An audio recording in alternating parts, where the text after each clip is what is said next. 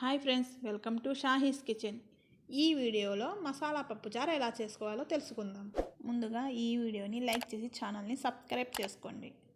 ముందుగా ఒక కప్పు కందిపప్పు తీసుకొని గంట సేపు నీళ్ళలో నానబెట్టుకోవాలి. ముందుగా నానబెట్టుకున్న కందిపప్పులో 1.5 గ్లాస్ వాటర్ పోసుకొని 1/2 టేబుల్ స్పూన్ పసుపు, 1/2 టేబుల్ స్పూన్ కారం, 5 పచ్చిమిర్చి, 3 టమోటాలు వేసుకొని మూత పెట్టుకొని 5 విజిల్స్ వచ్చే వరకు ఉడికించుకోవాలి. చిన్న గిన్నెలో చిన్న నిమ్మకాయ సైజ్ అంత చింతపండు నానబెట్టుకోవాలి. 4 లవంగాలు, 2 చిన్న సైజు దాల్చిన చెక్క మెత్తగా దంచుకొని దాంట్లోనే 1 టేబుల్ స్పూన్ ధనియాల పొడి, 1.5 టేబుల్ స్పూన్ అల్లం వెల్లుల్లి పేస్ట్, ఆనియన్ని వేసుకొని మెత్తగా దంచుకోవాలి. ఉడికిన పప్పులో 1 టేబుల్ స్పూన్ సాల్ట్ వేసుకొని మెత్తగా చేసుకోవాలి. మెత్తగా చేసుకున్న పప్పులో ముందుగా నానబెట్టుకున్న చింతపండు రసం తగినన్ని నీళ్లు వేసుకొని కలుపుకోవాలి.